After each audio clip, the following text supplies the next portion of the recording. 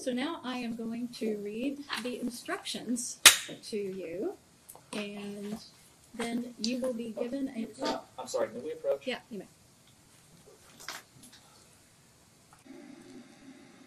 I completely forgot. Since we had a last-minute change and we decided for Mr. Jeffrey Edwards to testify, instruction number 3 needs to be deleted because that says Correct. defendant not to testify. Yeah. And don't forget to excuse one of them. Right.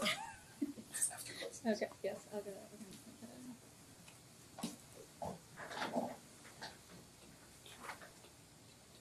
Yes, of course.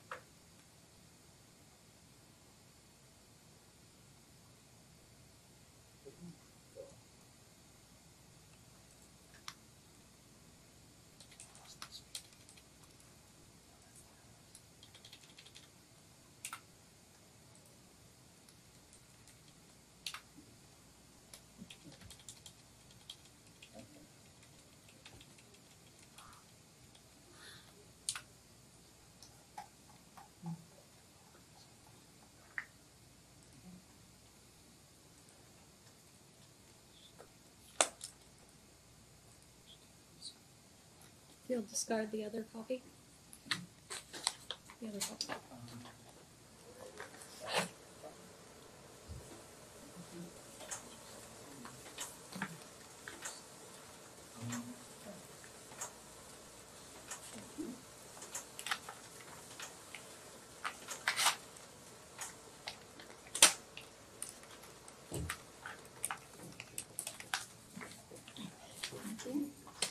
So we're going to orient it. We'll be on closer.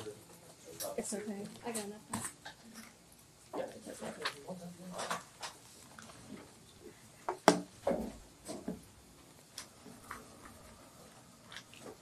Is that good? Yes, thank you.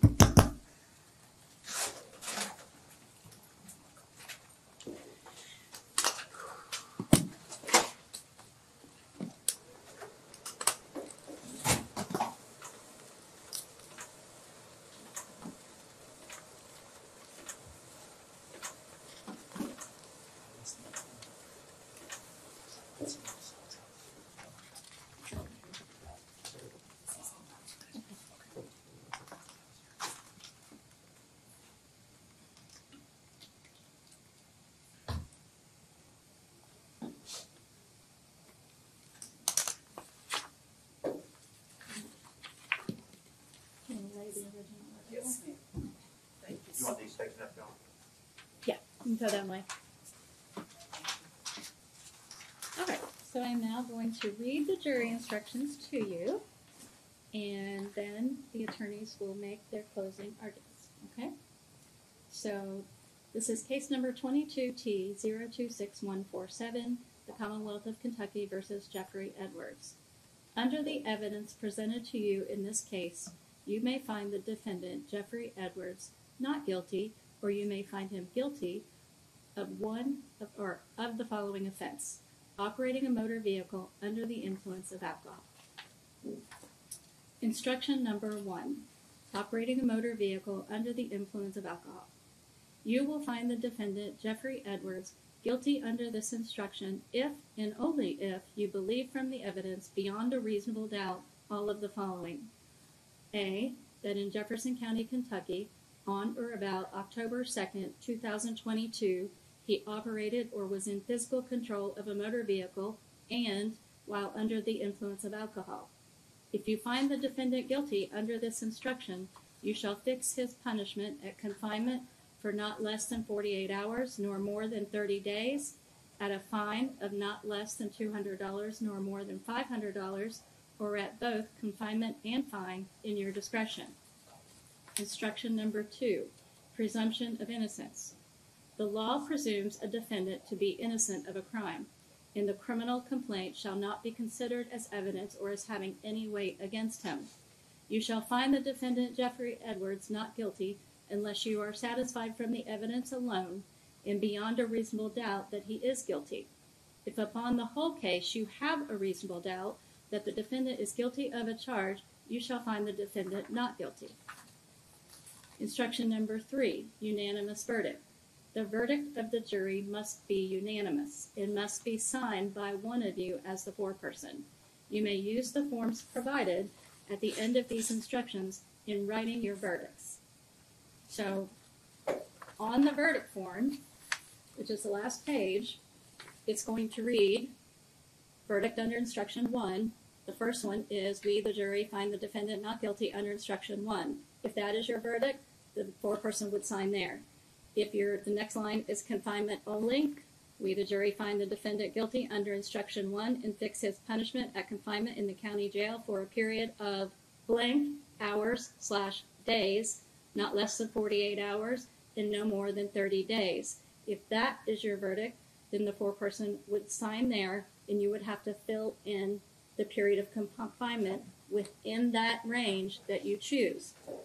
Fine only. We, the jury, find the defendant guilty under instruction number 1 and fix his punishment at a fine of blank, not less than 200 and more than 500.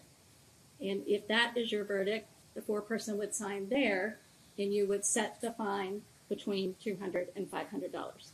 Confinement and fine, it reads the same. You would fill in, if that is your choice, and fill in what you believe the punishment should be on the verdict form.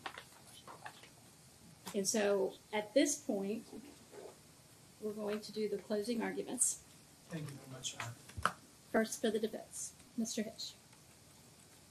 And Your Honor, could you put our computer up on the screen? Yes.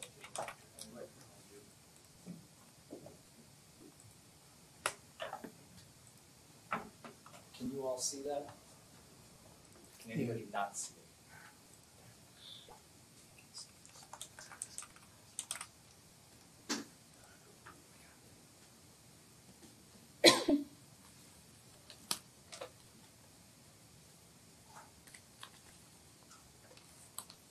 Good job.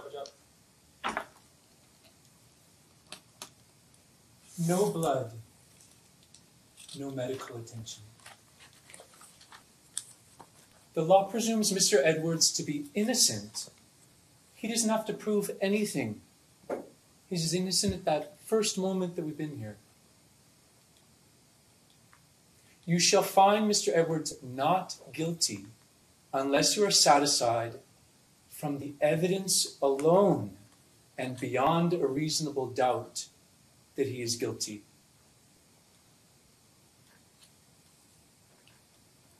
If upon the whole case you have a reasonable doubt as to his guilt, then you shall find him not guilty. This is not preponderance of the evidence in a civil case.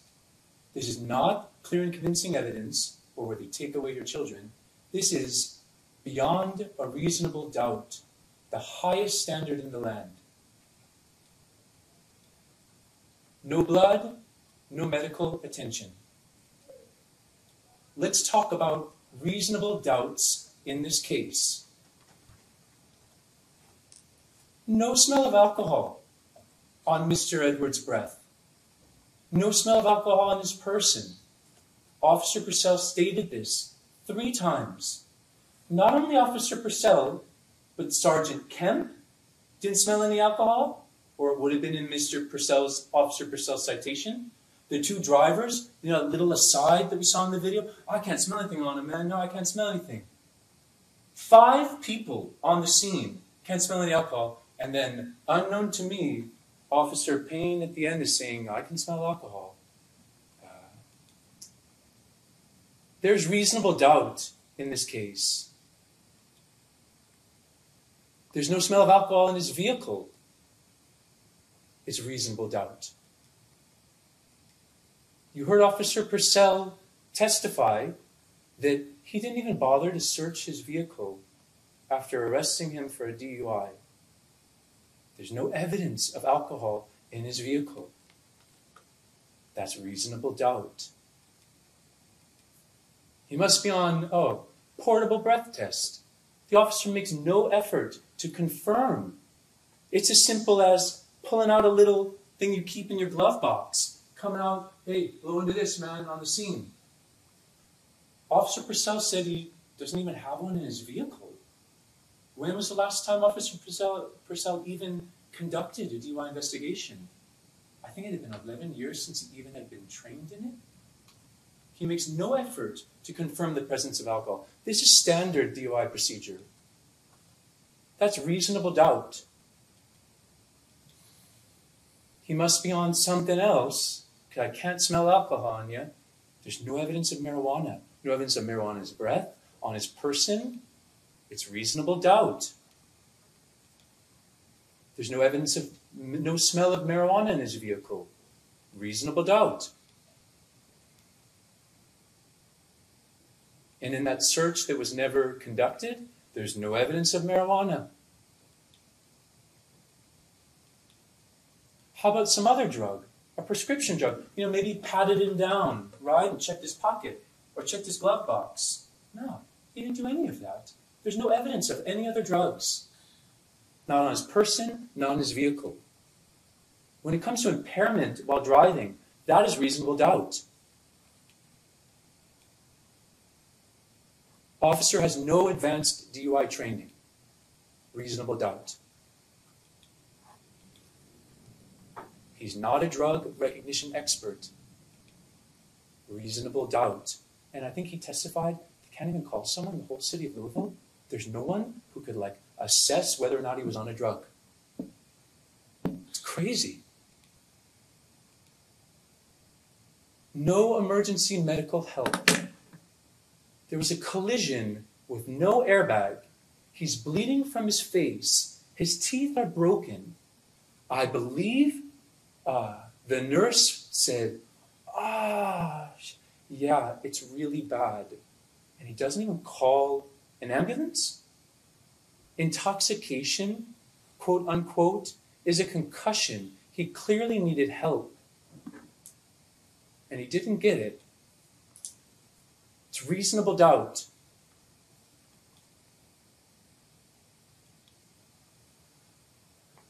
No blood test. Mr. Edwards asks for a blood test. He literally says, I don't think he put his arms out like this, but he said, I want a blood test. Come get your blood alcohol number. I want a blood test. I want a blood test. I want a blood test. The easiest way to prove beyond a reasonable doubt that he's not under the influence or is under the influence is to do a blood test. A breath test is less reliable. We heard Officer Payne testify the myriad of ways that breath tests give false positives. If he burps up, she has to look for that. If he burps up, if he had chew in his mouth, good thing they inspected his broken teeth because they got the chew out. If he had blown into it, it impacted it.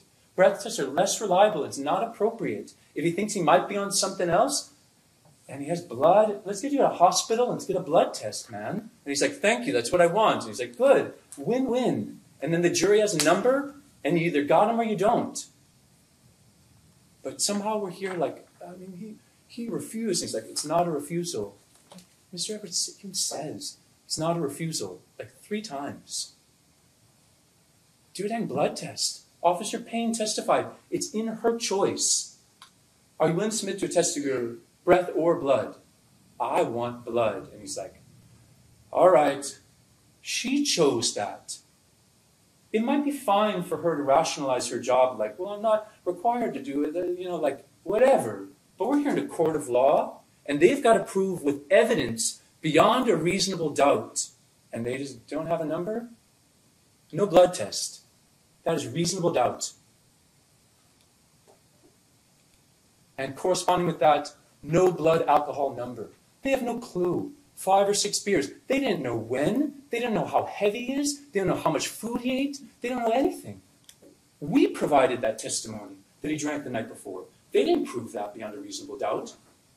A blood alcohol number is a scientific way to show how much alcohol is in the blood. And they're going off of, well, he was red-faced, and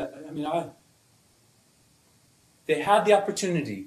They could have gotten the .08, and they neglected their duty. The burden is on them. It's not on our client. It's not on Mr. Edwards. The burden is on them. This is reasonable doubt. No horizontal gaze nystagmus test. It would have taken 2 minutes. Hey man, I know you got arthritis, but I'm going to lock you up. No. Oh, you got arthritis? Well, it won't affect your eyes. If he'd just taken 2 minutes, he could have gone, this is rheumatoid arthritis. It doesn't. Officer could have acknowledged that he's bashed his face and maybe that impacted it. There's a lot he could have done. He just wanted to lock him up. Talk about golfing. Get on with his day. Bitch about the scabs on the guy's face. Just be a jerk. He didn't want to do his job. He didn't want to do the tests. It's reasonable doubt. No walk and turn test. He could have taken him across the street. He could have acknowledged, hey, defendant has rheumatoid arthritis. It might impact it, but I still notice that he can't balance. Cool. Put in your citation, testify to it. But he just, no. Oh, you don't want to do it? Lock you up. It's not good police procedure, and it doesn't help their case. That's evidence they could have been presenting to you. But instead, they're just like, we couldn't get it, we couldn't get it. They have no walk and turn test. That's reasonable doubt in this case. And they have no one-legged stand. Again, could have spent a few more minutes. Where's the other officer's body cam video? Did he ask a follow-up question? Did he attempt to clarify, like, hey, when, where, why, with whom? Did he just do basic police questioning? Because somehow Officer Purcell just wanted to talk about golfing and talk about just like junk. He had plenty of time just to ask, why were you? What caused the accident, man? What happened? When did you drink that? What kind of drink was it? I don't even know what kind of drink it was. Maybe another officer did a good job, and we just don't even have him here or have his body cam. The burden's on them. It's not on us. They've got to put up the evidence. There's a reasonable doubt. Take a look at it. No smell of alcohol. No smell of alcohol in the vehicle. No evidence of alcohol. No portable breath test. No smell of marijuana. No smell of marijuana in the vehicle. No evidence of marijuana. No evidence of other drugs. Officer is not AROD certified, is not a drug recognition expert. No emergency medical help. No blood test, no blood alcohol number, no HGN test. This is the evidence. There's no evidence. This is reasonable doubt. Just one is sufficient for a not guilty verdict. We have 17 reasonable doubts. They have to prove that he's impaired beyond a reasonable doubt. We have 17 of them. Thank you very much for your time. Mr. Johnson?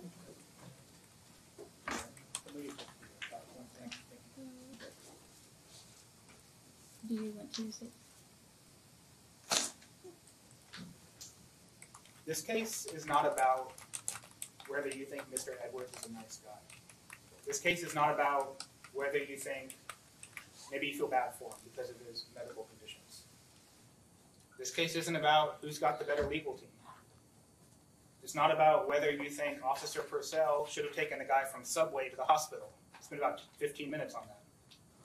This case comes down to two elements, and they're in the jury instructions, and you'll see them when you go back there to deliberate. The first element is operation or physical control of a motor vehicle. I'm not going to spend a whole lot of time. We all heard Mr. Edwards himself on the stand admit he was driving the truck. I think that's pretty clear to everybody here. The second element is what we spent most of our time discussing today, and that's under the influence of alcohol. That's that impairment that we talked about. The defense has offered up a lot of reasons, a lot of things they want you to focus on, things that we don't have in this case. They want you to focus on us not having field sobriety tests. They want us to focus on us not having a blood test and us not having a breath test. They've also tried to imply or say even that the arthritis or maybe some sort of head injury was the cause of his actions that day and the way he appears on the video that we all saw. But I will remind you that he was evaluated by a nurse in the jail over his cut lip. That nurse checked him out and determined he didn't need to go to the hospital. So it turns out Officer Purcell was correct in not taking him to the hospital. Whether you think Officer Purcell is a great officer or whether you don't like the way he talked to the defendant, the fact of the matter is he made the right call in taking Mr. Edwards to jail and not letting him continue on that day to the next intersection.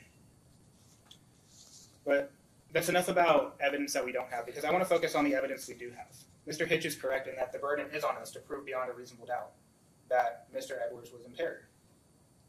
This morning I asked all of you guys over here who's seen a drunk person, and every single person in the room raised their hand. I then asked a second question, who here had to give that person a breath test or a blood test to know they were drunk? And nobody raised their hand. So this idea that we somehow need a medical or scientific test to know that he was impaired, it doesn't hold water, and I think we all know that. But let's focus on the evidence we do have. Number one, I want you to trust your own eyes and experiences and common sense. I can't tell you what reasonable doubt means, but it doesn't mean you have to check your common sense at the door when you go back in that hallway to deliberate in a few minutes. Look at his demeanor. Look at the way he spoke to the officer, the way he was able to answer questions or not answer questions, the way he moved, the way he was walking. Let's also look at his statements. That's probably the biggest thing in this case, is the officer asked him, "What have you had?" He says, he's had 5 or 6 drinks. Now, do we really believe that somebody in that situation who's just been involved in a collision is talking about the drinks they had last night? That's not how any of us think about that. If somebody asks me, what have I had to drink? I'm not thinking about, oh, did I have a beer last night or a glass of bourbon? No, I'm saying I haven't had anything to drink today.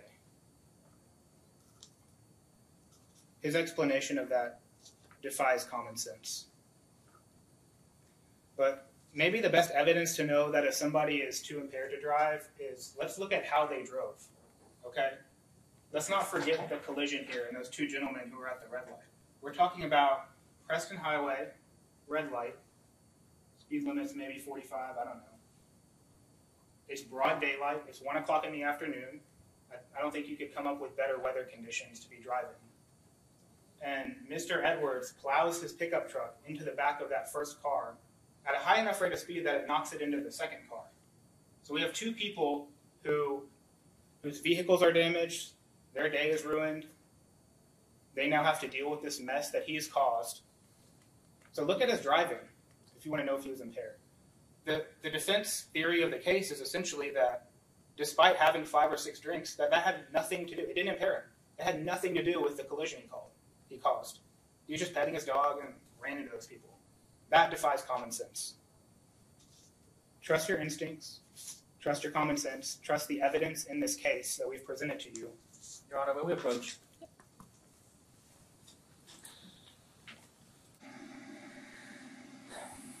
I think at this juncture I would just very briefly ask for an admonition from the court that the burden of proof for the Commonwealth is not common sense in your instinctual feelings, but beyond a reasonable doubt. And I'm afraid that the Commonwealth has already crossed the line in asking the jury to lower the standard to common sense rather than beyond reasonable doubt. I'm not asking them to lower. I've in fact told them this. I've repeated the standard to them that it is our burden. I think they understood. I'm asking them to use their common sense to evaluate the evidence. I would just ask for an admonition from the court that the standard is All right. beyond a reasonable I'll doubt. give That's a all. brief. All right. Ladies and gentlemen, as I think it's been made very clear, the standard of proof is beyond a reasonable doubt. Does everyone understand that? All right. Thank you, Your Honor. Pretty soon, 6 of you will go back to deliberate this case. You may find yourself wishing you had that number. I wish I had the number. but we don't. But when you find yourself wanting that number, remind yourself why we don't have it. We don't have a breath alcohol number because Mr. Edwards refused when he was given multiple chances to blow into that machine.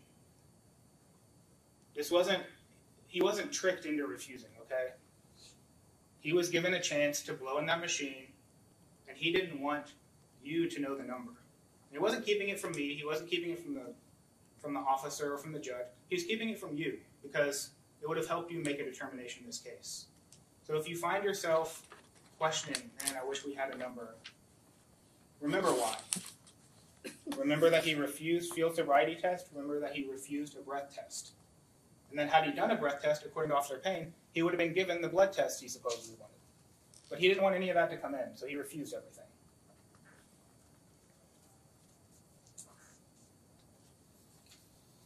I trust that you have the tools after listening to all the evidence, watching the videos, listening to the witnesses, to render a verdict in this case. And I would ask that you return a verdict of guilty to the charge of DUI, because that's what the evidence in this case shows. Thank you. Thank you both.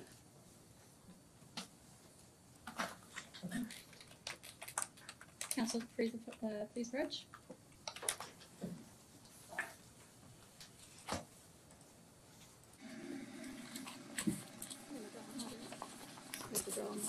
Yes. Now we'll cut the deck. Do the honors.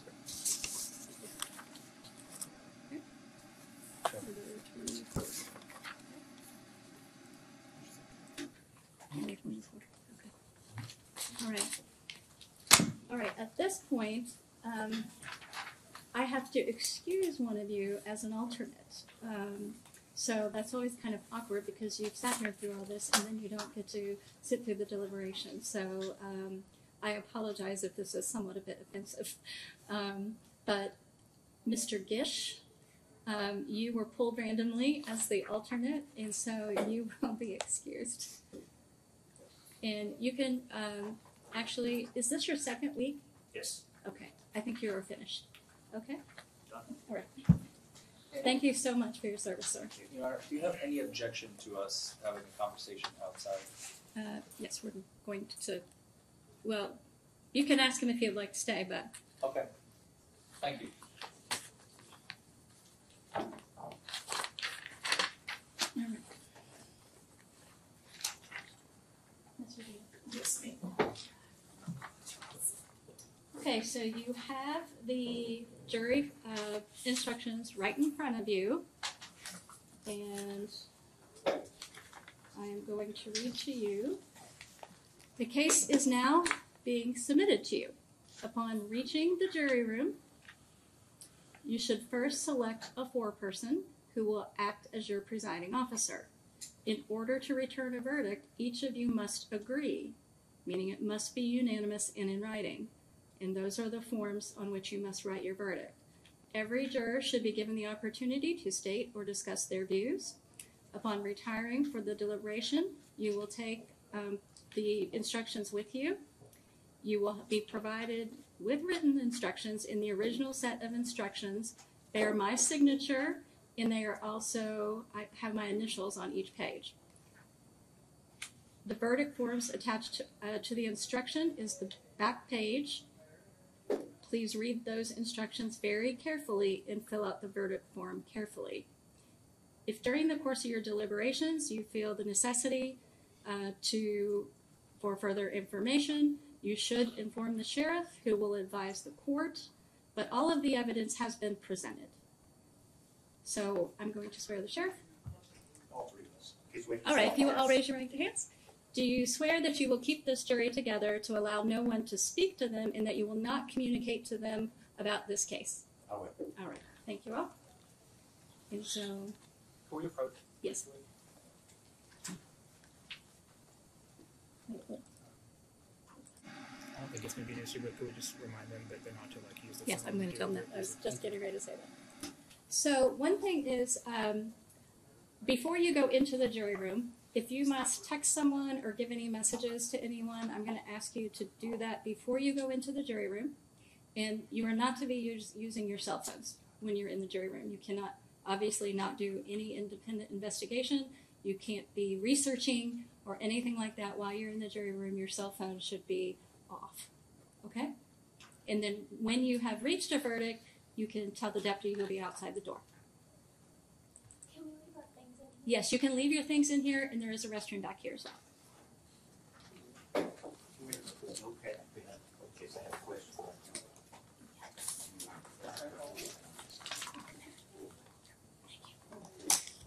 Just so it's going to be focused, if you have questions for the judge, write it down. All rise for the jury.